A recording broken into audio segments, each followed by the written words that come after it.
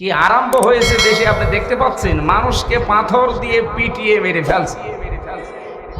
গতকালকেও একজনকে পিটিয়ে মেরে ফেলেছে লাঠি দিয়ে। আমি একটা হাদিস পড়ছিলাম না প্রথমে, কি শুনেছেন? আরবিতে বললাম, কি কিছু বুঝেছেন আপনারা? হাদিসের বাংলা বলছি এবার।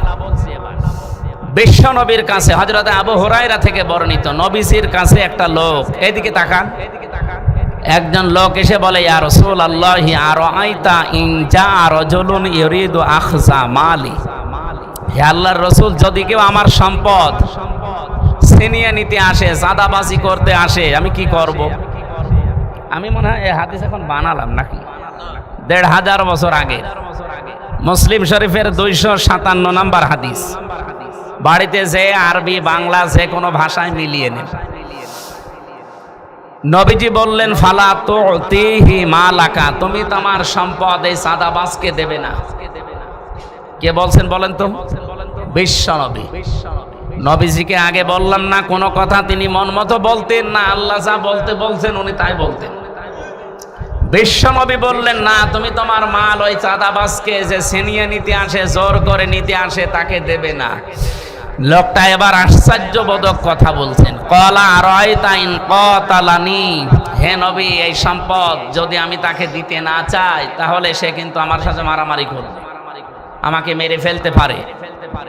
নবীজি বললেন, ক্বালা কাতিলহু, তুমিও তার সাথে মারামারি করো।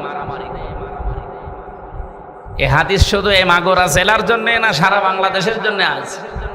আমি আশা করছি এটা রেকর্ড হচ্ছে, সারা বাংলাদেশ হাদিস মেনে চলবে ইনশাআল্লাহ। ক্বালা কাতিলহু, নবীজি বললেন তুমিও তার সাথে মারামারি করবে। লোকটা বলে, ক্বালা আরাআইতা ইন কাতালানি, এখানে আশ্চর্যবোধক চিহ্ন আছে, যদি বিশ্বাস না হয় মাহফিলের পরে এসে এখানে দেখে যাবেন, একটা দাগ দিয়ে নিচে একটা ফোঁটা দেওয়া আছে। এটা কি বলে? লোকটা বলে, ইয়া রাসূলুল্লাহ, কি বলেন আপনি? আমিও তার সাথে মারামারি করব, হাতাহাতি করব, যদি সে আমাকে মেরে ফেলে। বিশ্বনবী বলেন, ফা আনতা শাহীদুন, তাহলে তুমি শহীদ। আমরা মনে করি শুধু ধর্মের জন্য যুদ্ধ করে মারা গেলে শহীদ হয় না। শহীদ ৭ প্রকার মানুষকে শহীদ বলা হয়। কয় প্রকার? সুতরাং এই যে মাইলস্টোন, এই স্কুল এবং কলেজে যে ছাত্র ছাত্রীগুলো মারা গেছে সবগুলো শহীদ। আগুনে পুড়ে মরলেও শহীদ হয়, তারা সব আগুনে পুড়ে মারা যায়নি। যদি ঈমান থাকে আল্লাহ তাদেরকে শাহাদাতের মর্যাদা নসিব করেন, বলেন আমিন। এবার শেষ কথা বলছে লোকটা, বলে, ইয়া রাসূলুল্লাহ, ক্বালা আরাআইতা ইন কাতালতুহু, যদি আপনি কি বললেন এটা, যদি আমি তাকে হত্যা করে ফেলি, এই যে মারামারি ধস্তাধস্তি করতে গিয়ে যদি সে মরে যায়। নবীজি এবার বলেন, হুয়া ফিন্নার, সে জাহান্নামী। তোমার মাল ছিনিয়ে নিতে, ডাকাতি করতে বা চুরি করতে, চাঁদাবাজি করতে এসেছিল, তুমি দিতে চাওনি, মারামারি হয়েছে, তুমি মরে গেছো, তুমি শহীদ। আর যদি তুমি তাকে মেরে ফেলো তাহলে সে জাহান্নামী। এই হাদিসটা আজ বাংলাদেশে আমার মনে হয় যদি কার্যকারী থাকতো, ৯২% আমার নবীজির উম্মত চাঁদাবাজি হওয়ার কথা। এই জন্যই তো আমিরে জামাত ডাক্তার শফিকুর রহমান এই যে জাতীয় সমাবেশ সেদিন ১৯শে জুলাই এমনি ঘোষণা দিয়েছে যে আমরা যদি সত্যি এদেশে যেতে পারি, বাংলাদেশ জামাত ইসলামী থেকে কোনো এমপি মন্ত্রী সরকারের কোনো গাড়ি নেবে না, ট্যাক্স ফ্রি গাড়ির ব্যবহার করবে না, নিজের গাড়ি যদি সাইকেল থাকে সাইকেলে যাবে, এমনকি সরকারের যে প্লট ফ্ল্যাট এগুলোও নেবে না, দরকার হয় নিজে ভাড়া থাকবে, যে কয় টাকা পাবে সরকার থেকে ওই টাকা দিয়ে। এমনকি যত টাকা বাজেট আসবে একটা টাকা চুরি করি না, সব জনগণের সামনে ওপেন বলবো, এই কয় হাজার টাকা এসেছিল, এই কয় হাজার টাকা খরচ হয়েছে। বাংলাদেশ ৫ বছর না ৩ বছরে দাঁড়িয়ে যাবে। মালয়েশিয়া গেলে আসতে মনে বলে না আমার, ওটা ২০০৪ সাল থেকে দাঁড়িয়ে গেছে। শুধু পাথর, পাহাড় আর পাম গাছ, তাছাড়া কিচ্ছু পাই না। বাংলাদেশের চাইতে প্রায় ৫ ডবল বড়, এত বড় বিশাল দেশ, খালি পাম গাছ, হাজার হাজার লক্ষ লক্ষ বিঘা খালি পাম গাছ। আর পাথর আছে আর পাহাড় আছে, পুরা শহরই পাহাড়ের উপর। ক্যামেরন হাইল্যান্ডে উঠেছিলাম, গ্যান্তিং হাইল্যান্ডে উঠেছিলাম।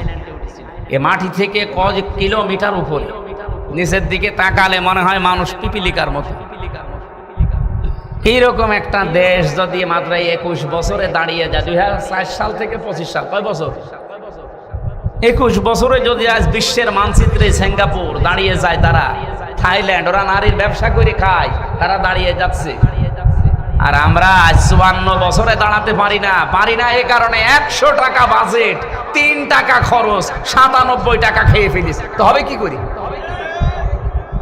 বাংলাদেশের ঐতিহ্যবাহী জেলা এটা, মাগুরা সদর থানার অন্তর্গত কালীনগর হাফিজিয়া মাদ্রাসার উদ্যোগে মহাবিশ্বের মহাবিশ্বয় আমাদের মালিকের মুখের পবিত্র বাণী কোরআনে কারীম তাফসীরুল কোরআন মাহফিলের স্বনামধন্য সভাপতি হযরত মাওলানা মোহাম্মদ আলী আতালাল্লাহু আমরাহু ওয়া বারাকাল্লাহু ফি হায়াতি, বলেন আমিন। মাহফিলে এতক্ষণ যারা কথা বললেন, মাওলানা হোসাইন মাহফুজ চুয়াডাঙ্গা, মাওলানা নাইমুল ইসলাম ফরিদপুর, মুফতি আবু সাঈদ নোমানী, মাওলানা আকবর হোসাইন, মাওলানা আবু হুরায়রা সহ সম্মানিত ওলামা ইকরাম, আমার সাথে আজকে নারায়ণগঞ্জ থেকে একজন এসেছিলেন আমার বাড়ি কুষ্টিয়াতে, ওনার সাথে করে নিয়ে এসেছি। উনি প্রবাসে থাকেন সৌদি আরবে, চলে যাবেন আবার। আল্লাহ রাব্বুল আলামিন তার গোলামকেও যেন ইসলামের জন্য কবুল করে।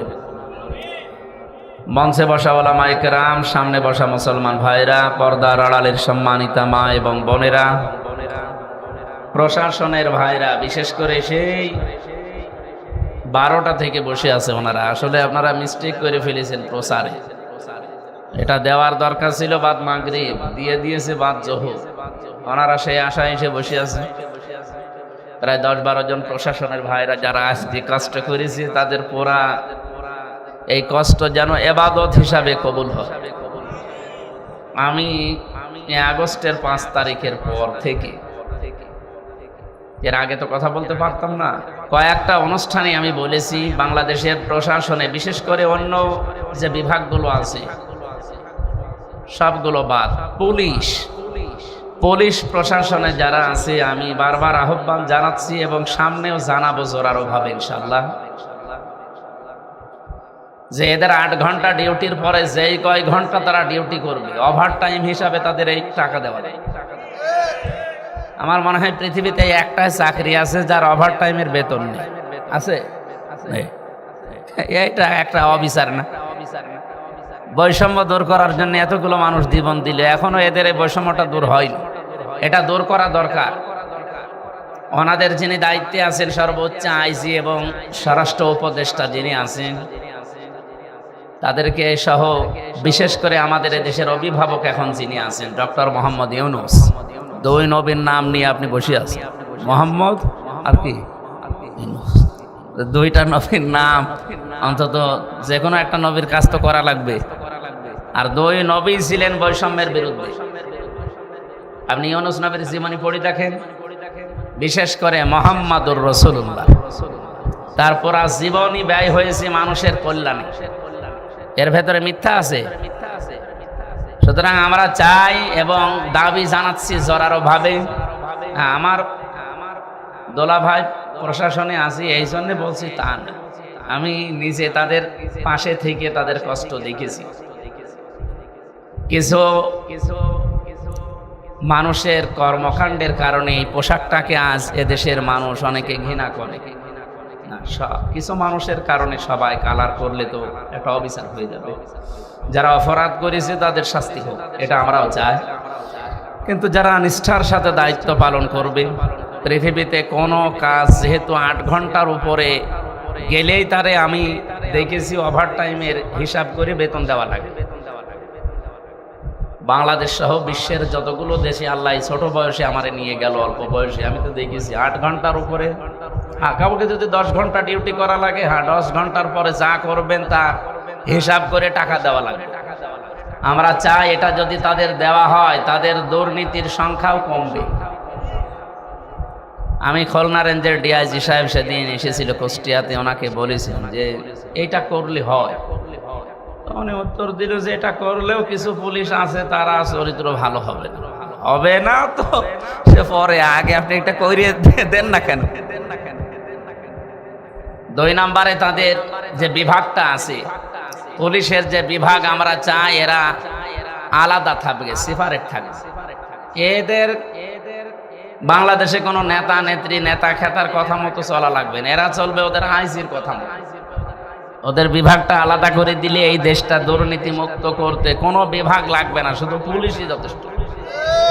কারণ পোশাকটার সম্মান এখনো অনেকেই করে, আর এটা সম্মানের এই পোশাক। আল্লাহ তাদের 2টা চোখকে যে জাহান্নামে দেবে না, তার হাদিস হচ্ছে যারা রাতের বেলা নিজের অপরাধের কথা স্মরণ করে কাঁদে, আর যারা জনগণের জান মাল ইজ্জত আবরু হেফাজতের জন্য রাত জেগে থাকে। বলেন সে যা দিনের বেলা 12টা থেকে এসে এখন 11:30 12টা বাজবে, তাহলে মানে 24 ঘন্টা আজকে তাদের ডিউটি পালন করা চলছে। তো 8 ঘন্টার পরে তো যা করলো, এখনো তো কয় ঘন্টা ডিউটি করেছে? 16 ঘন্টা বেশি। 3 8 24 না? এই 16 ঘন্টার টাকা তো তাদের সরকার দেবে না। আমরা এটা আহ্বান জানাচ্ছি, তাদের আল্লাহ রসুল তো যা দেওয়ার দিয়েছে এবং সামনে দেবে, কিন্তু দুনিয়াতেও যেন তাদের এই বৈষম্য দূর করি, সহজ এবং সরল জীবনে ফিরে যাওয়ার তৌফিক দেশের দায়িত্বশীল মানুষদেরকে আল্লাহ সম্মতি দান করেন, বলে না আমিন। প্রশাসনে যারা এসেছেন তাদেরকে ধন্যবাদ জানাচ্ছি। দল মত নির্বিশেষে আজকের এই অনুষ্ঠান, এটা কি শুধু যারা বাংলাদেশে জামাত ইসলামী করে তাদের, যারা চরমনার পীরের মরিদ হয়েছে তাদের, বলেন সবার জন্য যেহেতু আজকের অনুষ্ঠান সাজিয়েছে, পরিবেশের কারণে হয়তো মানুষের সংখ্যা কম, মানুষ কম বেশি এটা ম্যাটার করে না, কারণ জান্নাতে যারা যাবে তাদের সংখ্যা কমই। জান্নাতের সংখ্যা আল্লাহ বেশি বানিয়েছে না জাহান্নামে? বলেন বলেন। আমরা জানি জান্নাত 8টা, জাহান্নাম না একটাই, কিন্তু স্তর আল্লাহ বানিয়েছে। যে যেই কাজ করবে তার অপরাধ বা তার নেক কাজ হিসেবে আল্লাহ তাকে ওই স্তরে রাখবে। যে জান্নাতের স্তর আমি কোরআন শরীফে প্রায় 100টার উপরে পেয়েছি, এমন কিছু কিছু স্তরের নাম আছে আমরা অনেকে জানি না। জাহান্নামেরও স্তর এরকম আছে, অন্তত 70টার উপরে আমি পেয়েছি। যে সেই হিসাবে জান্নাতের সংখ্যা অনেক বেশি, তার স্তরের সংখ্যা, জাহান্নামের সংখ্যা একটু কম। কিন্তু জান্নাতে মানুষ বেশি যাবে না জাহান্নামে মানুষ বেশি যাবে? সংখ্যা কম, মানুষ বেশি যাবে, তার মানে গাদাগাদি করে থাকা লাগবে। আর জান্নাত বেশি, মানুষ কম। এক একজন মানুষকে আল্লাহ যদি জান্নাত দান করে, যারা একেবারে নিম্ন জান্নাত দেবে, এই দুনিয়ার মতো 10 দুনিয়ার সমান। সেই হিসাবে বলছি, আমরা যারা এসেছি এখানে মানুষ কম বেশি এটা আমার লক্ষণীয় বিষয় না, আমরা জান্নাতি মানুষ। নবীজি যেহেতু জানিয়েছেন যেখানে কোরআন হাদিসের কথা হয় ওই জায়গাটা জান্নাতের বাগান হয়ে যায়, নবীর এই কথা 100 ভাগ মিথ্যা না সত্য? সেই হিসাবে এটা মনে হয় খেলার মাঠ নাকি ঈদগাহ মাঠ, মাদ্রাসার মাঠ, মাটি হোক, কিছু সময়ের জন্য এটা এখন জান্নাতের বাগান। আর জান্নাতের বাগানে কোনো জাহান্নামী মানুষ আসতে পারে না। জান্নাতের বাগানে কোনো জাহান্নামী মানুষকে আল্লাহ ঢুকতে দেবে না। খালিদিনা ফিহা লা ইয়াবগুনা আনহা হিওয়ালা। কোরআন জানিয়েছে যদি আল্লাহ জান্নাতে কাউকে প্রবেশ করায়, তাকে আর কোনোদিন আল্লাহ বের করে দেবে না, আর সে বের হতেও চাইবে না। এটা যদি জান্নাতের বাগান সত্যি আমরা বিশ্বাস করি, জাহান্নামী কোনো মানুষ এখানে আসতে আল্লাহ দেবে? বলেন বলেন। তার মানে এই আয়াত এবং হাদিস দ্বারা বিশ্বাস করতে পারি এটা যা আছি আমরা সবাই জান্নাত। না আজকে থেকে আর নামাজ কালাম দরকার, জান্নাতে তো চলেই গেছি। না জান্নাতে চলে গিয়েছি, টিকিয়ে রাখার জন্য আপনাকে মাস্ট বি অবশ্যই এই পৃথিবীতে নামাজ রোজার যে শিক্ষাগুলো আছে এখানে নেওয়া লাগবে। যেহেতু এটা মাদ্রাসার মাহফিল, বিশ্বনবী জানিয়েছেন মান ক্বারাআল কুরআনা ফাস্তাযহারাহু, যে ব্যক্তি কোরআন পড়ে আর কোরআনকে ইজহার করার চেষ্টা করে। ইজহার মানে আমরা এই যে মাদ্রাসায় মনে হয় এনারা পড়ায় যে এজহার, একলা, বেদগাম, একফা পড়ায় না? এজহার মানে শুধু স্পষ্ট না, এজহার মানে বিজয় করা, এজহার মানে দাঁড় করানো, এজহার মানে কায়েম করা, এজহার মানে স্পষ্ট করা তো আছে। তাহলে এজহারের যতগুলো অর্থ আমরা পাই প্রায় 33টার উপরে আছে, আমি পেয়েছি। তার একটা অর্থ হচ্ছে এজহার মানে বিজয়ী করা। কোরআন যারা পড়ে আর কোরআনকে বিজয়ী করার জন্য চেষ্টা করে, এ বাংলাদেশে কি সবাই এই লাইনে আছে? এই জবাব দেন। এটা ক্লাস চলছে কোরআনের। আমার বিশ্ববিদ্যালয়ে আমি এভাবেই ক্লাস করেছি, বিশেষ করে ডক্টর লোকমান, ওনার এক একটা শব্দের ব্যাখ্যা এইভাবে করতে। এই জন্য কখন 45 মিনিট চলে যায় আমরা টেরই পেতাম না।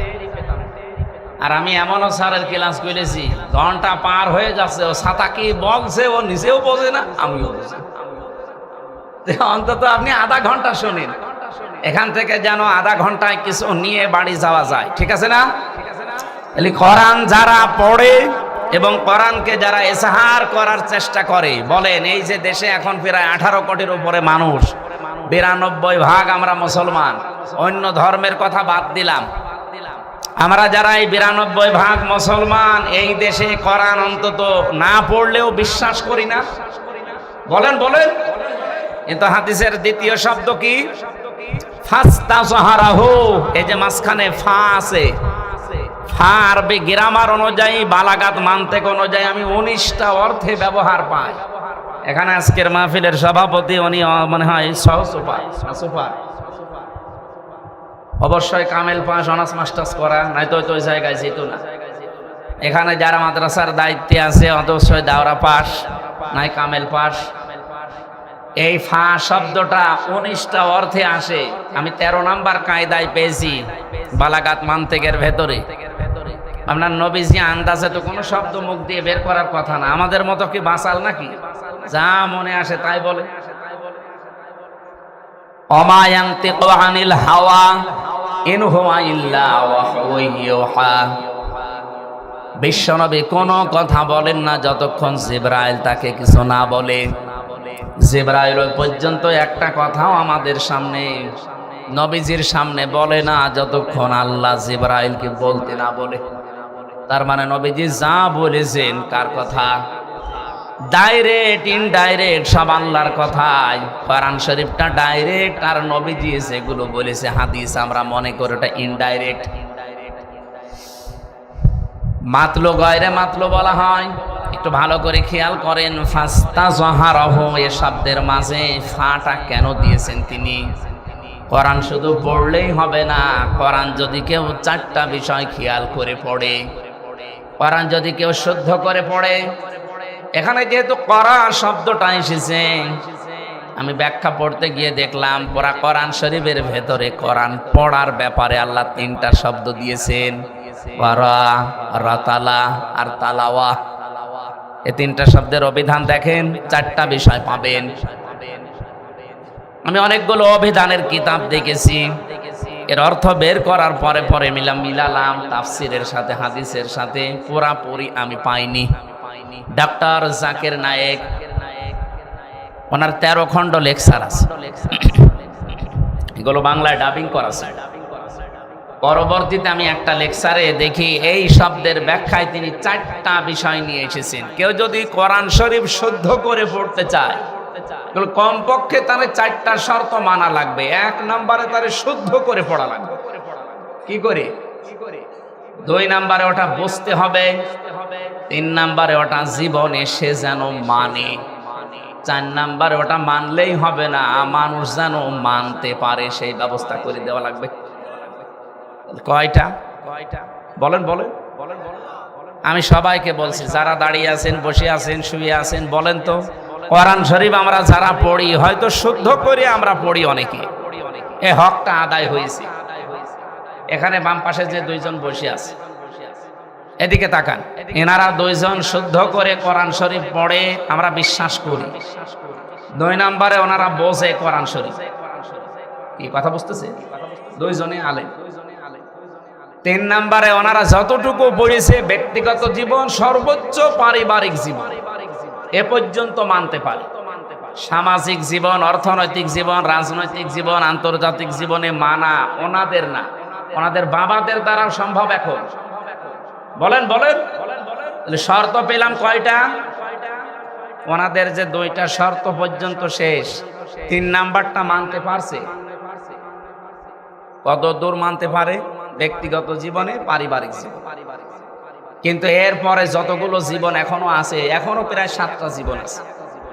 সামাজিক জীবন আছে, রাজনৈতিক জীবন আছে, অর্থনৈতিক জীবন আছে, সাংস্কৃতিক জীবন আছে, ধর্মীয় জীবন আছে, আন্তর্জাতিক জীবন আছে, রাষ্ট্রীয় জীবন আছে। এই জীবনগুলোতে ওনাদের মানা সম্ভব। কেন সম্ভব না? এই হাদিসের পরে আরো 2টা শব্দ আছে। এইদিকে তাকান। তাহলে শর্ত আমরা বললাম 4টা, 2টা পর্যন্ত মেনে 3 নাম্বারে ওনারা ফেল। 4 নাম্বারটা তো আরো কঠিন। 4 নাম্বার কি?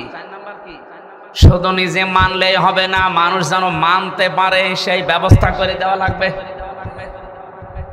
দল মতের ঊর্ধ্বে উঠে বলেন আল্লামা দেলাওয়ার হোসাইন সাইদি রহমতুল্লাহ আলাইহি, এই লোকটা যতদিন কোরআন শরীফ মাদ্রাসায় শুদ্ধ করে পড়তো, কেউ ওনাকে শত্রুতা মনে করত। যতদিন উনি নিজে কোরআন বুঝেছে, কেউ শত্রু মনে করত। যতদিন উনি নিজে ব্যক্তিগত জীবনে, পারিবারিক জীবনে মেনে চলেছে, সন্তানাদি ছেলেদেরকে নিয়ে, মেয়ে তো নেই, ছেলেদেরকে নিয়ে মানত, কেউ ওনাকে শত্রু মনে করত। যেই বলেছে 4 নাম্বারটা যে আমি নিজে মানবো না, আমি এটা মানাতে চাই, ব্যক্তিগত জীবন থেকে আন্তর্জাতিক জীবন পর্যন্ত যত দায়িত্ব আমার উপরে আসবে আমি কোরআন মানাতে চাই, তখনই তার নামে বিভিন্ন রকমের ডিগ্রি লেগে গেছে। প্রথম 3টা মানতে গিয়ে কেউ কিছু বলে না। 4 নাম্বারটা যেই শুরু করেছে তখন তিনি রাজাকার, তিনি ধর্ষক। এমনকি ওনার মামলায় এমন মহিলাকেও ধর্ষক মামলার আসামি করে নিয়ে আসা হয়েছে। তারা মহিলাকে প্রশ্ন করছে, তাজুল ইসলাম, অ্যাডভোকেট তাজুল ইসলাম বলছে, এই মেয়ে, এই যে মাওলানা সাইদি তোমাকে ধর্ষণ করিস? জি হ্যাঁ। তোমার জন্ম তারিখ কত? 1975 সাল। ধর্ষণ করেছি 71 সালে ধর্ষণ করেছে, তোমার জন্ম 75। ওটাকে রুহের জগতে। ওই দিনে ওনার মামলা ঢিসমিস হয়ে যাওয়ার কথা না, কিন্তু না, ওই যে কালামানি বিসি উড়ে গেছে।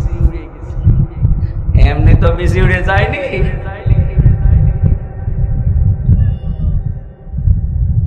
লোকটা আমার মনে হয় যদি বেঁচে থাকতো, আর আজকে যদি মাগোরায় আসতো, এই কয়জন মানুষ, মাগোরা না বাংলাদেশের কোন একটা ময়দান আছে যেখানে জায়গা দেওয়ার মতো?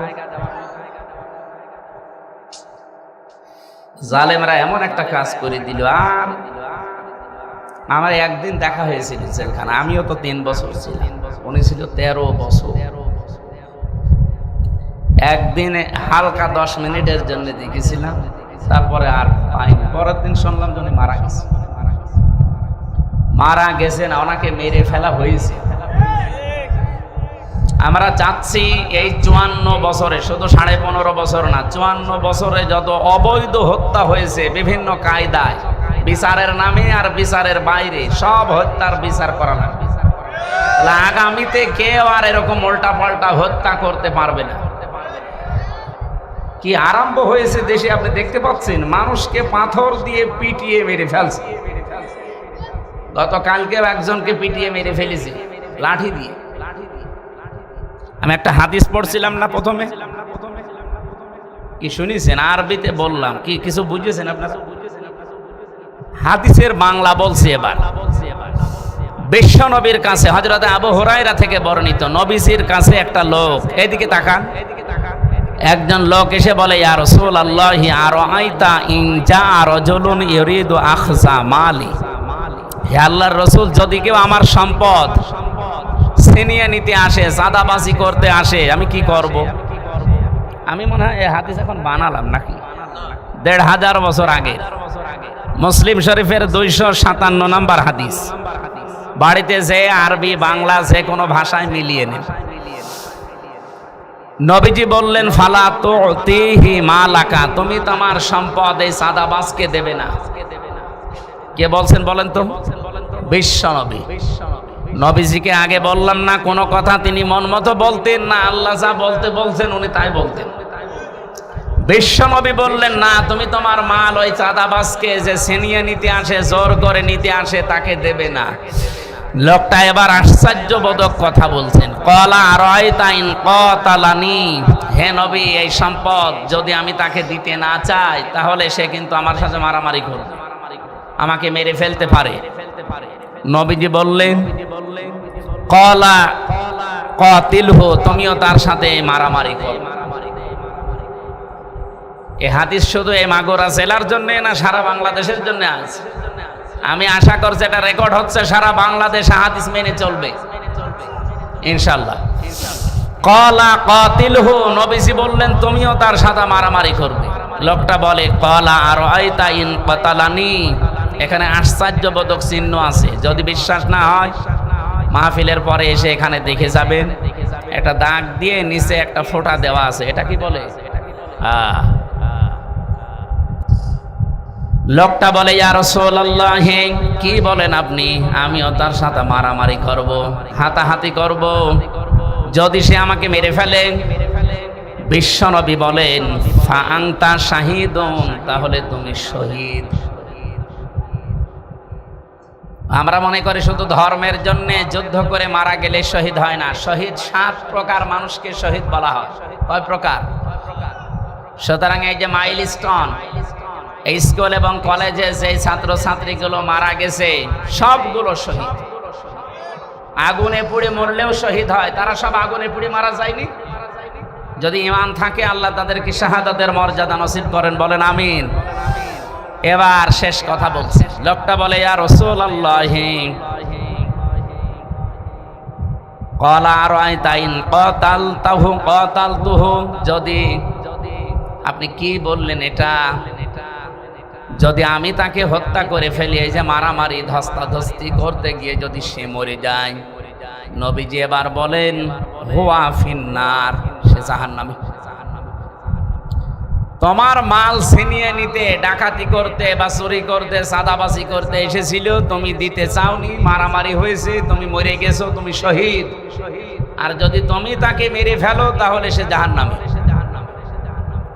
এই হাদিসটা আজ বাংলাদেশে আমার মনে হয় যদি কার্যকারী থাকতো, 92% আমার নবীজির উম্মত চাঁদাবাজি হওয়ার কথা। বলেন আমার ভাইরা, আমি যে শব্দ থেকে পর্যন্ত এসেছিলাম, আল্লামা সাইদি শুধু নয়, এই পৃথিবীতে ইমাম আবু হানিফা রহমতুল্লাহ আলাইহি, ইমাম আহমদ বিন হাম্বল রহমতুল্লাহ আলাইহি, যত বড় বড় আলেমদের জীবনী আমি পড়ে দেখেছি। যতদিন তারা কোরআন শুদ্ধ করে পড়েছে, শুদ্ধ করে পড়ার পরে বুঝেছে, ব্যক্তিগত জীবন পারিবারিক জীবনে মেনেছে, কেউ শত্রুতা করেনি তাদের সাথে। যখনই বলেছি না আমি এটা মানাতে চাই, ব্যক্তি থেকে শুরু করে আন্তর্জাতিক জীবন পর্যন্ত আমি যেমন মানতে চাই, মানাতেও চাই, তখনই তাদের জেল হয়েছিল। কারো 8 বছর, কাউকে রিমান্ডে নিয়ে এমন বেঁধে রেখেছিল যে হাত ডিসকানেক্ট হয়ে গেছে।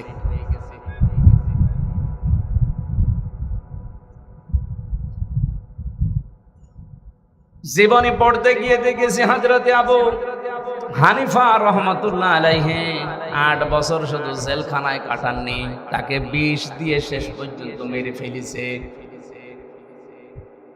বাংলার মুসলমানেরা শুধু কোরআন শরীফ শুদ্ধ করে পড়ে যদি মনে করেন আমার হক আদায় হয়ে গেছে, কে বলেছে আপনাকে? আপনি কি আমার সাথে বেশি বোঝেন? আমি নিজে ব্যাখ্যা করেছি, পড়েছি, বুঝেছি, এরপরে বলছি শুদ্ধ করে পড়লেই হক আদায় হয় না, এটা বুঝতে হয়। শুধু বুঝলেই হয় না, মানতে হয়। শুধু মানলেই হয় না, মানাতে হয়। এই 4টা শর্ত মেনে যারা কোরআন পড়ে আর কোরআনকে যারা বিজয়ী করার জন্য চেষ্টা করে, ব্যক্তিগত জীবন থেকে একেবারে আন্তর্জাতিক জীবন পর্যন্ত কোরআন থাকবে বিজয়ী। কি থাকবে? বলেন বলেন। এই 54 বছরে কোরআন বিজয়ী আছে নেই? ফাস্তাসাহারা হয়ে শব্দের অর্থ আমি বিজয় করলাম কেন? কারণ এর পরে যে দুইটা শব্দ আছে দেখেন, ফাহাল্লা হালালাহু, এর আছে ফাহাল্লা হালালাহু ওয়া হাররামা হারামাহু। কোরআন যদি বিজয় থাকে তাহলে হালালকে হালাল জেনে মানা সহজ, আর হারামকে হারাম জেনে মানা সহজ। আপনি হালালকে হালাল জেনে মেনে নিতে পারবেন, আর হারামকে হারাম জেনে ছেড়ে দিতে পারবেন। কোরআন বিজয়ী না থাকলে হালালকে হালাল জানার পরও আপনি মানতে পারেন না, হারামকে হারাম জানার পরও আপনি ছেড়ে দিতে পারেন না। কোরআন বিজয় না থাকলে আপনার এই যে অবস্থার ধারাবাহিকতা এমন আকাশ পাতাল হয়ে যায়। একজনের বেতন মনে করেন 2 লক্ষ টাকা, আর একজনের বেতন মাত্র 10,000, অথচ দুইজনেই এক জায়গায় থাকে, এক শহরে থাকে, ছেলে মেয়েও তাদের দুইটা করে। বাস্তবতায় এখন যে লোকটার মাত্র 10,000 বেতন আর যার 2 লাখ, এই লোকটা করবে কি? কোরআন যে বিজয়ী থাকলে কি হয়? একজন গাছতলার, একজন একেবারে আসমানে থাকবে না। আজ কমিউনিস্ট পার্টি যারা করে তারা বলে যে কেউ 10 তলায় কেউ গাছতলায় হবে না, সব সমান করে দেবে। ইসলাম এইটা চায়, কিন্তু ওদের মতো করে না। ইসলাম চায় যাকাত ভিত্তিক অর্থনীতির মাধ্যমে, ইসলাম চায় দানের মাধ্যমে, ইসলাম চায় সাদকার মাধ্যমে, ইসলাম চায় হক আদায় করার মাধ্যমে। আপনি 2 লক্ষ টাকা বেতন পাচ্ছেন, ও 10,000 টাকা বেতন পাচ্ছে, ঠিক আছে, কিন্তু আপনার ওই 2 লক্ষ টাকার ভেতরে অনেকগুলো জিনিসের হক লুকিয়ে আছে। আপনার বাড়িতে যে গোলা আছে, মনে করেন 50 মণ ধান, এই 50 মণই কি আপনার? ওর ভেতরে মুরগির খাবার আছে না? এক কথা বলেন না কেন? ফসল কাটলে আপনি সব বাড়িতে তুলে আনতে পারবেন না, ওখান থেকে ওষুধ দেওয়া লাগবে। এই জন্য ইসলাম যদি বিজয় না থাকে সেখানে এই অবিচারটা হয়। এই যে পুলিশদের ওপরে যেটা হচ্ছে, আজ এসপির বেতন মনে করেন 70,000 টাকা, আর কনস্টেবলের বেতন 8,000 টাকা, অথচ দুইজনই থাকে এক জায়গায়, ছেলে মেয়ে দুইজন, ওনারও 2টা, এরও 2টা। এ এখন বাম হাতের ইনকাম করতে বাধ্য হবে না ছোটখাটো? ইসলাম থাকলে এটা করতে দেবে না। আপনি 70 না 80 হানা 1 লাখ টাকা বেতন পান, কিন্তু এর অবিচার যেন এর সাথে না হয়, এই যেন বাম হাতের ইনকাম না করে, সেরকম একটা ব্যবস্থা এই লোকটাকে করে দেবে আগে। আপনি একেবারে প্রতি মাসে 70-80 হাজার বেতন পাবেন আর নিয়ে বাড়ি চলে যাবেন, জীবনও না। ওর ভেতরে অনেকগুলো হক বের করা লাগবে, শেষে ও যা আপনিও তা। এইটা ইসলাম তৈরি করে দেখিয়েছিল খলিফাতুল মুসলিমিন হযরত ওমর। আমরা এতদিন শুনলাম যে মদিনার সনদে নাকি দেশ চলেছে, মদিনার সনদে, কিন্তু মোদির সনদ। আমরা আগামীতে মোদির সনদ না, এদেশে যদি চলে মদিনার সনদ চলবে ইনশাআল্লাহ। তাহলে কোরআনকে বিজয়ী না থাকলে হালালকে হালাল মানা যায়। আপনি জানেন যে এটা হালাল, কিন্তু মানতে পারবেন না। আপনি জানেন এটা হারাম, জানার পরও ছাড়তে পারবেন না। এই কারণে এই কথাগুলো বলা হয় স্টেজে এসে, যে ভাই কোরআনকে বিজয় করে প্রত্যেকের হক ঠিক মতো পেয়ে যাবে। তখন আর আপনাকে বাম হাতের ইনকাম করা লাগবে না, নিজে পাপ কামাই করা লাগবে না। আর আপনি পাপ কামাই করছেন আপনার নিজের জন্য, মনে করেন আপনার সন্তান, আপনার ছেলে মেয়ে আরামে থাকবে, তাদের জন্য আমি অপরাধ করছি। কে বলেছে আপনাকে? আপনি একটু গোপনে যে জিজ্ঞাসা করেন তো আপনার ম্যাডামকে, যে তোমার ভালো শাড়ি দেওয়ার জন্যই কিন্তু আমি বাম হাতের ইনকাম করি, তুমি কি আমার এই পাপের ভাগটা নিবা? বলবে কিসের কি, বিয়ে করেছো কি দিবা কি না দিবা ওটা তোমার ব্যাপার। দুনিয়ায় যদি এ কথা বলে, ও মরে গেলে তো আপনার পরিচয় দেবে। এই জন্য সাবধান বাণীগুলো আল্লাহ যেহেতু আগে থেকে উচ্চারণ করে দিয়েছে, এই প্রশ্নপত্র আগে থেকে ফাঁস করা আছে, এরপরেও যদি কেউ ফেল করে, আমার মনে হয় ওর মতো গভেট আর এর মতো অগা ছাত্র দুনিয়ায় আসবে। আমরা এরকম গভেট হব, অপদার্থ। সচেতন হবার চেষ্টা করছি। কোরআনে কারিমকে সত্যি যদি আমরা এই 4টা শর্ত মেনে পড়ে বিজয় করার চেষ্টায় থাকি, আর যদি আল্লাহ দয়া করে দেশে কোরআনকে বিজয় একবার করে দেয়, আপনি দেখবেন হালালকে হালাল জানার পরে মানতে পারবেন, হারামকে হারাম জানার পরে ছেড়ে দিতে পারে। কি হবে শেষে? নবীজি বলেন আদখালাহুল্লাহুল জান্নাহ, আল্লাহ তাকে জান্নাতে দিয়ে দিয়েছে। না জান্নাতে দেবে, দিয়েছে। আদখালা এটা মাঝি, এটা মাঝি অতীতের শব্দ। নবীজি মোজারে দেননি যে বর্তমান ভবিষ্যৎ। এখন আমার প্রশ্ন, আমরা তো এখনো মারা যাইনি, জান্নাতে চলে গেলাম কি করে? হাদিসের ব্যাখ্যা হচ্ছে এটা সত্যি যদি আপনি কোরআন শুদ্ধ করে এই যে 4টা শর্ত মেনে পড়তে পারেন, মান করাল কোরআনা ফাস্তাজাহারাহু, আর কোরআনকে বিজয় করার চেষ্টায় থাকেন। আর আমার তো মনে হয় 92% মুসলমানের এই দেশে, অন্য 8% মানুষ যদি নাও চেষ্টা করে, আমরা 92% মানুষ চেষ্টা করলে ইসলামে দেশে কায়েম হয়ে যাওয়ার কথা, কোরআনে কারিম বিজয় হয়ে যাওয়ার কথা।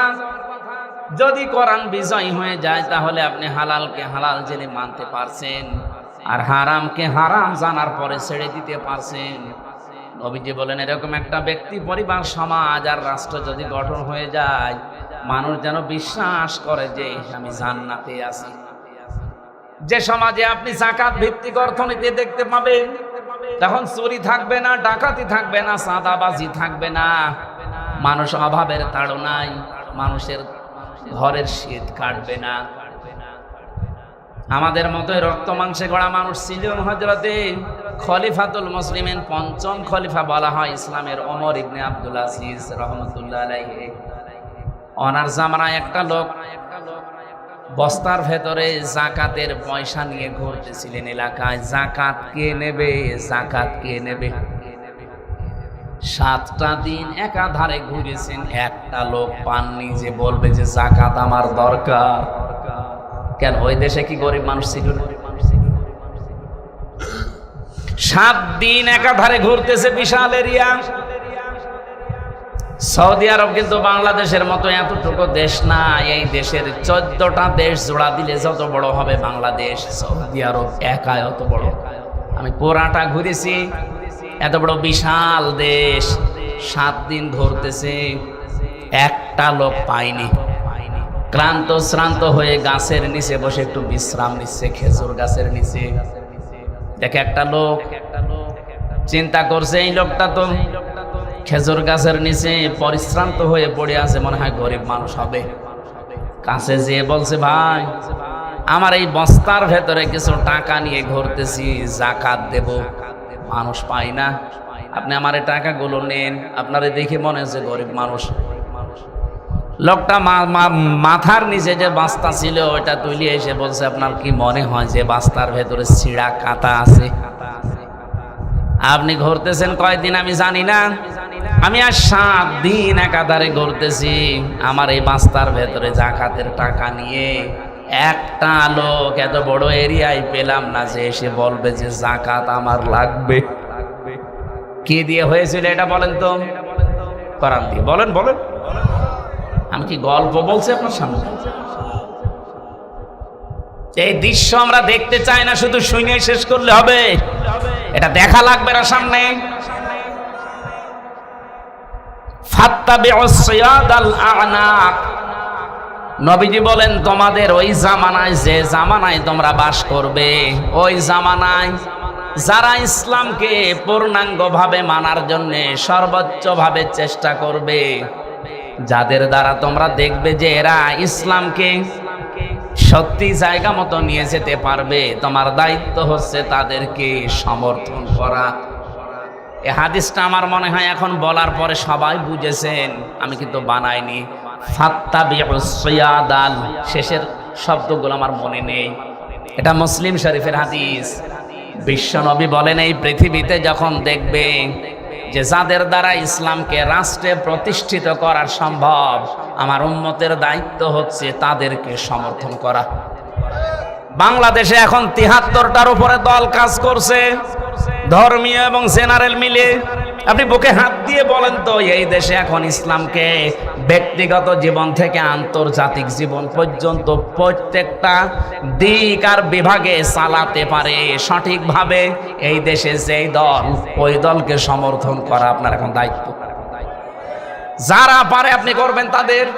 এখন যদি বলেন নাম বলেন, আপনাকে নাম বলা লাগবে কেন? আপনি কি এখনো দুধ খাচ্ছেন? ৭৩টা দলের ভেতরে কোন দল ব্যক্তিগত জীবন থেকে আন্তর্জাতিক জীবন পর্যন্ত ইসলাম দিয়ে চালাতে পারে এরকম সব জায়গায় যাদের লোক আছে আপনি দেখেন না কেন? অর্থনীতি বোঝে এরকম মানুষ কোন দলে আছে? ইসলামী অর্থনীতি। ইসলামী অর্থনীতির ভেতরে তো ২৮টা ভাগ আমি পেয়েছি। আপনি ইসলামী ব্যাংকে যাবেন, দেখবেন মোশারাকা, মোদারাবা, মোরাবাহা, বায়ে সালাম, বায়ে ইস্তেসনা, বায়ে মুআজ্জাল, বায়ে ওয়াহেদা। আমার সবগুলো মনে নেই, আমি পড়েছি। ২৮টার উপরে এরকম নিয়ম আছে। ইসলামকে যদি কেউ অর্থনীতিতে ইবাদত হিসাবে মনে করে, এই নিয়মগুলো মানা লাগবে। অথচ এই নিয়মটা বাংলাদেশে কোন ব্যাংকে আছে? কতগুলো ব্যাংক এই দেশে কাজ করছে বলেন? আপনি সোনালী ব্যাংকে পাবেন না, রূপালী ব্যাংকে পাবেন না, অগ্রণী ব্যাংকে পাবেন না, চৈতালি ব্যাংকে। চৈতালি ব্যাংক আছে? ও চৈতালি ব্যাংকও হবে কয়দিন পর। কোন ব্যাংকে আমি পাইনি। ইসলামী ব্যাংকে আছে, কিন্তু যতদিন যাকাত ভিত্তিক অর্থনীতি এই দেশে রাষ্ট্রীয়ভাবে কায়েম না হবে, ততদিন এই দেশে ফেরেশতাও যদি ব্যাংক চালায়, তাও সঠিকভাবে চালাতে পারবে না। এর ভেতরে আবার কয়েকটা ক্যাটাগরি আছে, কারণ আছে, ওগুলো আপনাদের জানার দরকার নেই। শরিয়া বোর্ড আছে, তারা নিয়ন্ত্রণ করছে, গোনা হলে তাদের হবে। আপনি এ পর্যন্ত থাকেন। এখন বলেন, আপনি নামাজকে ইবাদত মনে করলেন, কারণ এই যে এশার নামাজ পড়ে আসলাম, সর্বোচ্চ 13 থেকে 15 মিনিট সময় লেগেছে। কয় মিনিট? এই 15 মিনিট যদি কেউ ইবাদত মনে করে, আপনার জীবন কি শুধুমাত্র এই 24 ঘন্টায় 15 মিনিট? বলেন বলেন। এখনো 23 ঘন্টা 45 মিনিট সময় আপনার হাতে আছে। তো ওই সময়টা এরকম নামাজের মতো ইবাদত করা লাগবে না? এর ভেতরে যদি 8 ঘন্টা আপনি ব্যাংকে ডিউটি করেন, ওই 8 ঘন্টাও এই নামাজের মতো ইবাদত মনে করা লাগবে। কখন হবে ওইটা? যখন যাকাত ভিত্তিক অর্থনীতি এই দেশে কায়েম থাকবে আর ব্যাংক চলবে ইসলাম দিয়ে। এখন চলছে। এই যে পুলিশ 8 ঘন্টার জায়গায় আজকে 24 ঘন্টা ডিউটি করছে, এর এই 24 ঘন্টায় নামাজের মতো ওই 15 মিনিটের মতো ইবাদত হওয়া লাগবে। কি কথা বলেন না কেন? আমি কিছুক্ষণ আগে টয়লেটে গিয়েছিলাম, পেশাবখানায়। পেশাব করে ওযু করে আসতে মনে করেন আমার 10 মিনিট লেগেছে। আমি যাবার সময় আল্লাহুম্মা ইন্নী আউযু বিকা মিনাল খুবুসি ওয়াল খাবাইস পড়লাম। বের হওয়ার সময় গফরানাক আলহামদুলিল্লাহিল্লাযী আযহাবা আন্নিল আযা ওয়া আফানি। আল্লাহ, একটা কষ্টদায়ক জিনিস তুমি আমার ভেতর থেকে বের করে দিলে, এই জন্য তোমার শুকরিয়া। আর আমি যে এতক্ষণ 8-10 মিনিট আমি তো কিছু করতে পারিনি, একটা নাপাক জায়গায় বসেছিলাম, এই কারণে আমি তোমার শুকরিয়া আদায় করতে পারিনি। বের হয়ে আমি তওবা করছি। কি বললাম? গফরানাক, আমি মাফ চাচ্ছি। তে 8-10 মিনিট আমার পুরাটা এখন ইবাদত। এক কথা বলেন না কেন? আমি যে 15 মিনিট এশার নামাজ পড়লাম আর ওই 10 মিনিট টয়লেটে ছিলাম, এই 25 মিনিটই কি? কেউ কি বলতে পারবে যে এই 15 মিনিট ইবাদত আর ওই 10 মিনিট ও খারাপ জায়গায় ছিল? কিসের ইবাদত? পারবে বলতে? কারণ আমি নবীজির সুন্নাত অনুযায়ী গেছি, বাম পা দিয়ে আর ডান পা দিয়ে বের হয়ে এই দোয়া আগে পরে পড়েছি। তাহলে নামাজে যে 15 মিনিট পড়াটা যদি ইবাদত হয়, এই 10 মিনিটও আমার ইবাদত। বাকি জীবনে আর যত সময় আছে, এ সময় ইবাদত হবে না। আপনাকে কে বলেছে? ইবাদতের বাইরে আমার জীবনে কোনো সময় নেই। কথা বুঝতেছেন? কেউ যদি স্ত্রীকে শাসন করার জন্য 4 কারণে মারে, ওই 4 কারণে মারাও ইবাদত। মাগুরা জেলায় তো বউ পেটানোর অভ্যাস নেই নাকি? হ্যাঁ, পেপার খুললে জেলার নামও পাওয়া যায়। 4 কারণে স্ত্রী পিটানো জায়েজ আছে। পিটানো মানে মারা। 1 নম্বরে যদি ফরজ নামাজ না পড়ে, 2 নম্বরে যদি ফরজ রোজা না রাখে, 3 নম্বরে যদি ফরজ পর্দা যেটা এটা না করে, 4 নম্বরে স্বামীর জায়েজ হুকুম যদি না মানে। কিন্তু 4 জায়গায় মারা হারাম। এই মাথায় মারা যাবে না, মুখে মারা যাবে না, বুকে মারা যাবে না, আর পিঠে মারা যাবে। এ মাজা থেকে শুরু করে পা পর্যন্ত লাঠি হবে কোদালের আষাঢ়ি 1 বিঘত পরিমাণে, তাও আবার নিজের হাত দিয়ে ধরা লাগবে। অনেকে বলে পিলাস দিয়ে ধরে বড় করি। 1 বিঘত পরিমাণে লাঠি নিজের হাত দিয়ে ধরে, আমার মনে হয় যাদের বউ আছে মমতাজের মতো, পরে যদি আপনি আস্তে করে এরকম, ও বলবে আমার কাঁতো কত লাগছে। ওর কি লাগার কথা? এদিকে তাকা, এদিকে তাকা। এই যে 4 কারণে মাজা থেকে শুরু করে পা পর্যন্ত আপনি হালকা মৃদু আঘাত করলেন, এই আঘাতটা ওই নামাজের 15 মিনিটের মতো ইবাদত। আমার যে নির্ধারিত একটা আয়াত পড়েছিলাম, একটা গুরুত্বপূর্ণ মেসেজ আজকে 9টা পয়েন্টের উপরে আমি দিতে চাই। আগে এই হাদিসটার ব্যাখ্যাটা শেষ করে নেই। নবীজি যখন বললেন যে তারা যেন জান্নাতে চলেই গেছে, এই কারণে বলেছিলেন, কারণ যেখানে হালালকে হালাল জেনে মানা যায়, হারামকে হারাম জেনে ছেড়ে দেওয়া যায়, ওটা আর দুনিয়া থাকে না, ওটা মিনি জান্নাত হয়ে যায়। মনে হবে যে আমি জান্নাতে আছি। এতটুকু পর্যন্ত শেষ না, এর পরে আরো কথা। আশাফাহু ফি আশারাতিন মিন আহলি বাইতিহি কুল্লুহুম কদ ওয়াজাবাত লাহুন নার।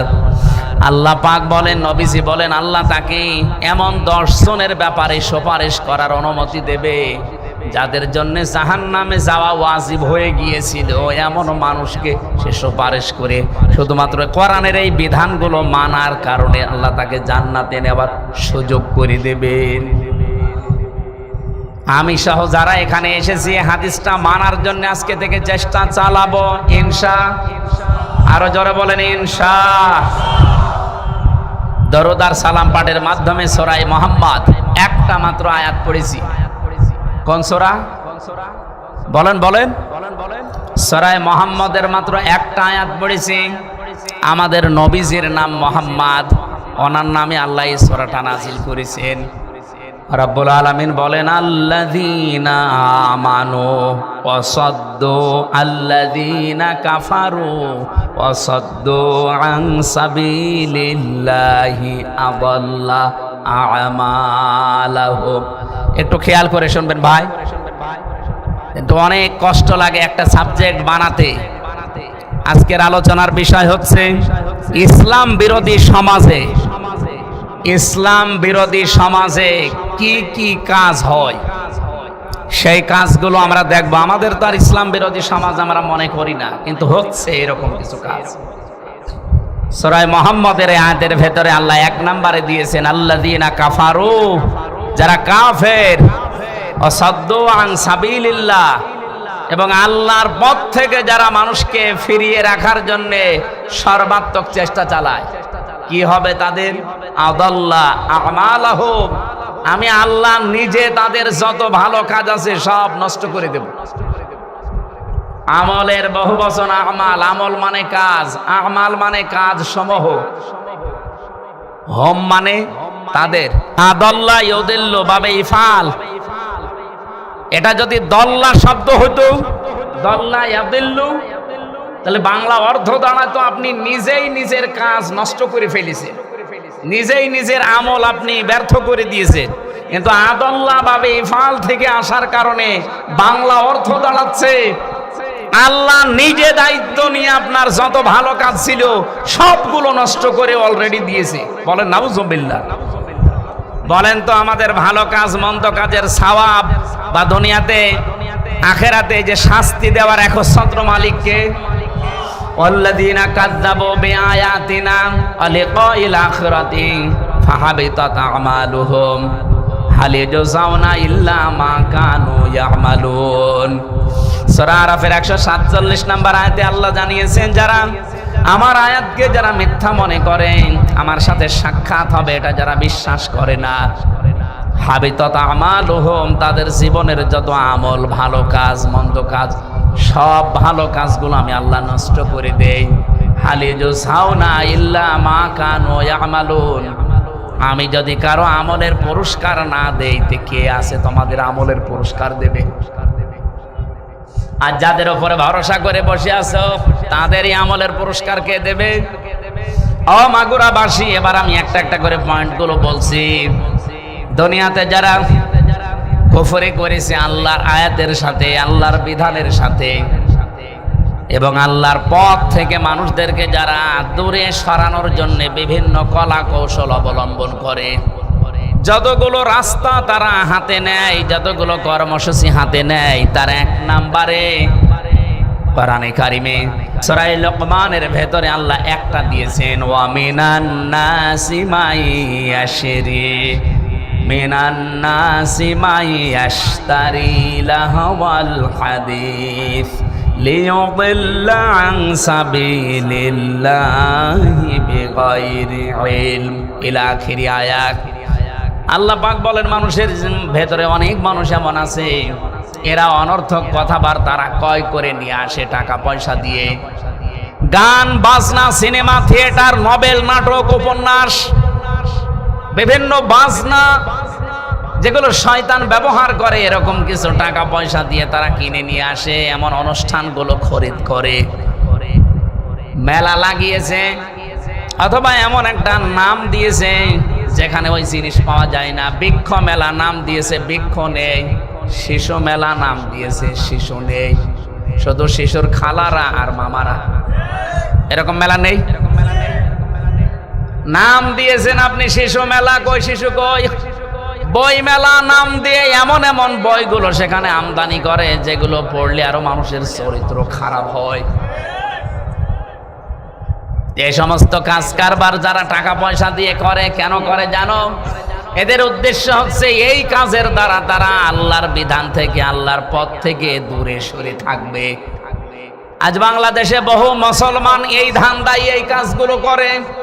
গানের অনুষ্ঠান সাজিয়েছে, মেলা দিয়েছে, এমন এমন জিনিসপত্র খরিদ করে, ক্রয় করে, টিভি, সিডি, নভেল, নাটক, এমন বই নিয়ে আসে যেগুলোর দ্বারা দুনিয়া আখিরাতে কোনো উপকার নেই, শুধু ক্ষতি ছাড়া।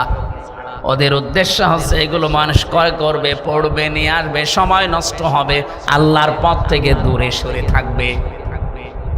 আল্লাহর আয়াতকে তারা হাসি ঠাট্টা বানায়। তাহলে ইসলাম বিরোধী যত সমাজ ব্যবস্থা আছে পৃথিবীতে, সেখানে এই কাজটা এক নম্বরে হয়, আর এটা বাংলাদেশে নেই।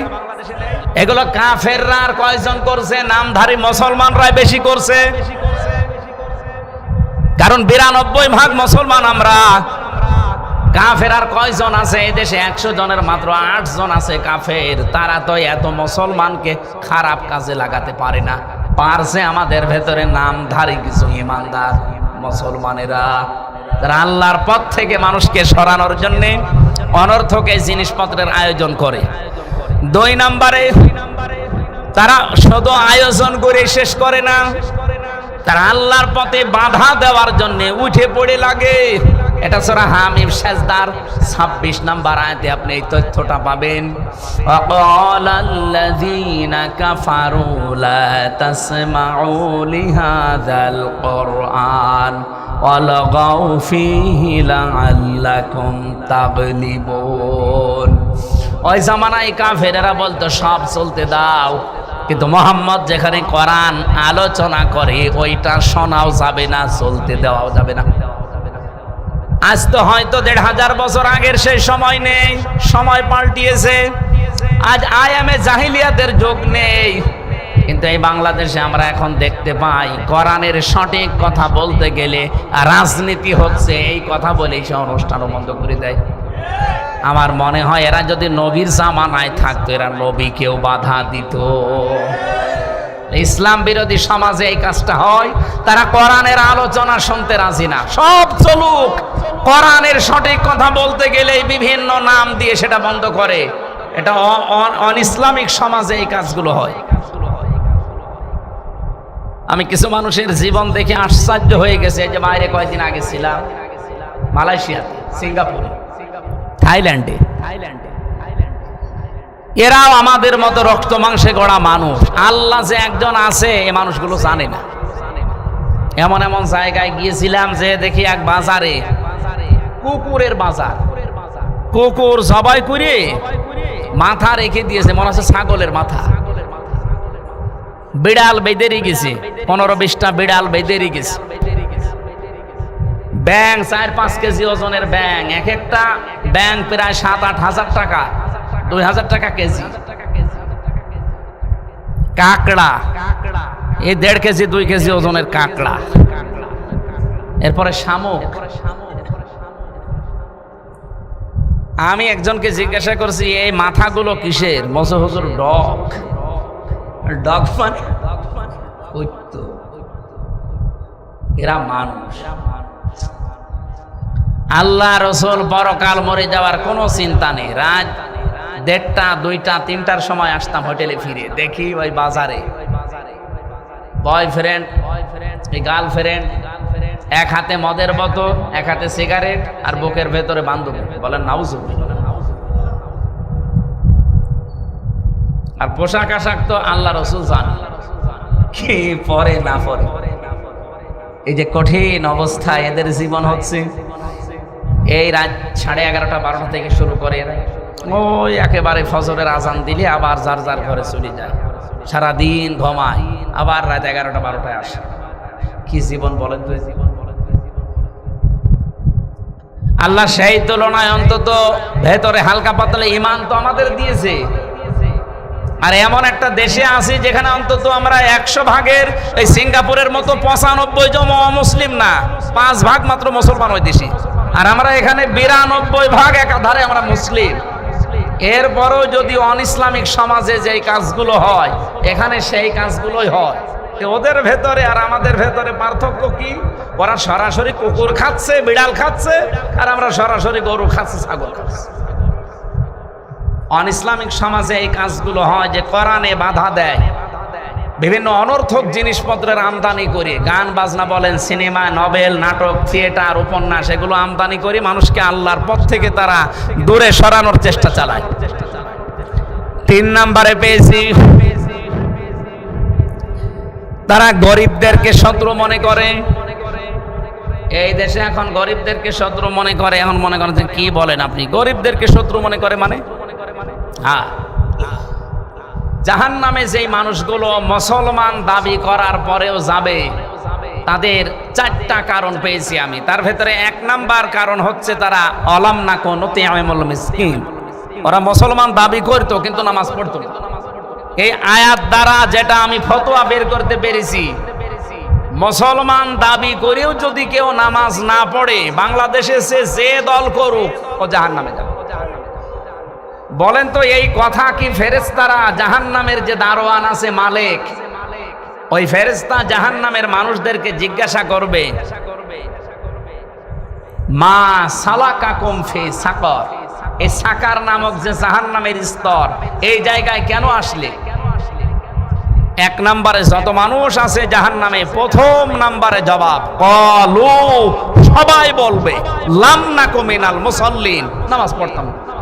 আমার প্রশ্ন, কোন হিন্দু কি বলবে আমি নামাজ পড়তাম না? বলেন বলেন, কারণ ওদের ধর্মে নামাজ আছে। কোন খ্রিস্টান কি বলবে আমি নামাজ পড়তাম না? ওদের ধর্মে নামাজ আছে। কোন বৌদ্ধ বলবে আমি নামাজ পড়তাম না? ওদের ধর্মে নামাজ আছে। তাহলে এই কথা বলতে পারে কে? মুসলমান। বলেন বলেন, এ একেবারে স্পষ্ট ফতোয়া না? আল্লাহর ফতোয়া, সূরা মুদ্দাসসিরের 44 নম্বর আয়াত। যে মুসলমান দাবি করার পরেও নামাজ পড়ে না, সে যে কোনো ওসিলা দিয়েই হোক, আপনি বিশ্বাস করতে পারেন সে জাহান্নামে চলে গেছে। 2 নম্বরে ওয়ালাম নাকু নুতিআমুল মিসকিন, আমি এতিম মিসকিনদেরকে সহ্য করতে পারতাম না, তাদের খাবার দিতাম না। আজ এতিম মিসকিনদের খাবার দেওয়া দূরের কথা, এতিম মিসকিন অসহায় মানুষের খাবার আরো মেরে খাওয়া হয়। সেদিন একটা জরিপ পেয়েছিলাম, বাংলাদেশে যত টাকা বাজেট আসে এই অসহায় মানুষদের জন্য, যে কাবি খা, এরপরে রাস্তার জন্য যে বাজেট হয়, এটা যদি সঠিকভাবে ব্যয় হইতো, একটা রাস্তা 100 বছর টিকে যাওয়ার কথা 120 বছর টিকে যেত। 100 টাকা বাজেট হয় একটা রাস্তায়, মাত্র 3 টাকা খরচ হয়, আর 97 টাকা ওই সে মন্ত্রণালয় থেকে এই আল্লাহর ওলি পর্যন্ত আসতে সব সিন্নি হয়ে যায়। এই রাস্তাটাই খরচ হবে 100 টাকা, 100 বছর যাওয়ার কথা। যদি 3 টাকা খরচ হয় তে কয় বছর যাবে? এই জন্যই তো যায় না, ডেলিভারি রোড হয়ে যায়। আর যত দোষ দেয় যে না হয় না বাজেট, কে বলেছে বাজেট আসে না? আমি লেখাপড়া করিনি, আমি দেখিনি, আমি নিজে শুনেছি, দেখেছি। আমার দাদা চেয়ারম্যান ছিল, আমারে বলতো মাঝে মাঝে, মারা গেছে লোকটা, যে হামজা যত টাকা বাজেট হয় রাস্তার জন্য, যদি উপরওয়ালারা খেয়ে না ফেলতো বাংলাদেশে 1 ইঞ্চি রাস্তা কাঁচা থাকার কথা না। এত টাকা আসে রাস্তার জন্য, কিন্তু হয় না। এই জন্যই তো আমিরে জামাত ডাক্তার শফিকুর রহমান এই যে জাতীয় সমাবেশ সেদিন 19শে জুলাই এমনি ঘোষণা দিয়েছে যে আমরা যদি সত্যি এদেশে যেতে পারি, বাংলাদেশ জামাত ইসলামী থেকে কোনো এমপি মন্ত্রী সরকারের কোনো গাড়ি নেবে না, ট্যাক্স ফ্রি গাড়ির ব্যবহার করবে না। নিজের গাড়ি যদি সাইকেল থাকে সাইকেলে যাবে, এমনকি সরকারের যে প্লট ফ্ল্যাট এগুলো নেবে না, দরকার হয় নিজে ভাড়া থাকবে, যে কয় টাকা পাবে সরকার থেকে ওই টাকা দিয়ে। এমনকি যত টাকা বাজেট আসবে 1টা টাকা চুরি করি না, সব জনগণের সামনে ওপেন বলবো, এই কয় হাজার টাকা এসেছিল, এই কয় হাজার টাকা খরচ হয়েছে। বাংলাদেশ 5 বছর না 3 বছরে দাঁড়িয়ে যাবে। মালয়েশিয়া গেলে আসতে মনে বলে না আমার, ওটা 2004 সাল থেকে দাঁড়িয়ে গেছে। শুধু পাথর, পাহাড় আর পাম গাছ, তাছাড়া কিচ্ছু পাই না। বাংলাদেশের চাইতে প্রায় 5 ডবল বড়, এত বড় বিশাল দেশ। খালি পাম গাছ, হাজার হাজার লক্ষ লক্ষ বিঘা খালি পাম গাছ, আর পাথর আছে আর পাহাড় আছে, পুরা শহরে পাহাড়ের উপর। ক্যামেরন হাইল্যান্ডে উঠেছিলাম, গ্যান্তিং হাইল্যান্ডে উঠেছিলাম। এ মাটি থেকে কয়েক কিলোমিটার উপরে, নিচের দিকে তাকালে মনে হয় মানুষ পিপিলিকার মতো। এইরকম একটা দেশ যদি মাত্র 21 বছরে দাঁড়িয়ে যায়, 2004 সাল থেকে 25 সাল, কয় বছর? 21 বছরে যদি আজ বিশ্বের মানচিত্রে সিঙ্গাপুর দাঁড়িয়ে যায়, তারা থাইল্যান্ড, ওরা নারীর ব্যবসা করে খায়, তারা দাঁড়িয়ে যাচ্ছে। আর আমরা আজ 54 বছরে দাঁড়াতে পারি না। এই কারণে 100 টাকা বাজেট, 3 টাকা খরচ, 97 টাকা খেয়ে ফেলিস। তো হবে কি করি? আগামী থেকে 1টা টাকাও খাওয়া খাওয়ি আর চলবে না, যা বাজেট হবে সবগুলো ব্যয় করা লাগবে। এই জন্য ইসলামিক সমাজে এই কাজটা বেশি হয়। ওরা এতিম গরিব মানুষদেরকে সহ্য করতে পারে না। এটা জাহান্নামী মানুষের গুণাগুণ। অলাম না কোন তিমুল মিসকিন, এতিম অসহায় মানুষদেরকে খাবার দিতাম না। আরো আছে যেগুলো কন্যা নাখুদু মাল খায়দিন, আমরা শুধু সমালোচনা করতাম, এক জায়গায় বসলেই একে অন্যের পেছনের কথাগুলো বলে বেড়াতাম। এটা বাংলাদেশের সবচাইতে বেশি এখন হচ্ছে, আর এটা মেয়েদের ভেতরে আরো বেশি আছে। এই যে একের কথা অন্যের কাছে লাগান, আপনি যার ভেতরে যেই দোষ নেই ওই দোষের কথা বানিয়ে বানিয়ে বলেন, আপনি জাহান্নামে অলরেডি চলে গেছেন। এই দোষ যাদের ভেতরে আমরা আছি, এখনই আমরা থেমে যাব। যার ভেতরে যেই দোষ আছে ওটা যদি বাইরে কেউ বলে, তার অনুপস্থিতিতে এটা গীবত হয়। আর যে দোষ নেই কেউ যদি বানিয়ে বানিয়ে তার উপরে এই দোষটা চাপিয়ে দেয়, তাহলে সেটা গীবত না, এটা তহমত, এটা আরো বড় গুনাহ। এটা রাজনৈতিক জীবনে মানুষ বেশি করছে। এই কথা বলে না কেন? আমার নামে একটা জিনিস ছড়িয়েছে, আমি নাকি কোরআন শরীফের 53 জায়গায় ভুল ধরেছি। আমার কি পাগলা কুত্তায় কামড় দিয়েছে? হ্যাঁ, আমি বলেছিলাম টনি বেলাওয়ারের শালিকা লরেন বুথ, সেই মহিলা বলছে যে আমি কোরআন পড়তে গিয়ে, আমি একজন খ্রিস্টান, আমি কোরআন পড়তে গিয়ে মুসলমানরা বলে যে আমার কোরআনে কোনো ভুল নেই, অথচ আমি 53 জায়গায় ভুল পেয়েছি। এ কথা কি আমার না লরেন বুথের? ওই লরেন বুথ কেটে দিয়ে আমি বলেছি, এই কথা চালিয়েছি। অনেক নেতা খেতাকে দেখলাম, তারা এই কথাটা সামনে এনে বলছে এ হামজার ওয়ার শোনায় জায়েজ নেই, ও কোরআনে ভুল ধরেছে। ওরে শয়তান, কার দোষ কার উপরে চাপিয়ে দিচ্ছে বলো তো? আমি যদি নিজে অপরাধ করতাম তো আমার উপরে দোষ চাপিয়ে দিলে আমি মেনে নিতাম। আমি তো, আমার দোষ না, আমি তো কোরআনকে আরো উপরে তুলেছি। ওই মহিলা শেষে কিন্তু মুসলমান হয়েছে। ও বলছে শেষে আমার জীবনেরই ভুল ধরা পড়ে গেল। যেখানে ভুল ধরি দেখি তার পরের আয়াতে ওর জবাব আল্লাহ 1500 বছর আগেই দিয়ে দিয়েছে। শেষে 53 জায়গার পরে এসে আমি আমার বাপ দাদার ধর্ম, এই খ্রিস্টান ধর্ম বাদ দিয়ে ইসলাম গ্রহণ করে মুসলমান হয়ে গেছি। আমি কি কোরআনকে ছোট করেছি না বড় করেছি? আর আমার নামে কি চালিয়েছে যে ও কোরআনে 53 জায়গায় ভুল ধরেছে, ওর পেছনে নামাজ হবে না, ওর ওয়াজ শোনা হারাম। আমার মনে হয় যে লোকটাই ফতোয়া দিয়েছে ও জীবনে পেশাব করে পানি নিয়েছে কিনা আল্লাহ ভালো জানে। এই ফতোয়াতে জাহান্নামে যাওয়ার কিন্তু এটা কারণ, যেই দোষ সে করে না তার উপরে যদি কেউ ওই দোষ চাপিয়ে দেয়। বাংলাদেশের রাজনৈতিক অঙ্গনে এখন সবচেয়ে এটা বেশি হচ্ছে, একে অন্যকে ঘায়েল করার জন্য।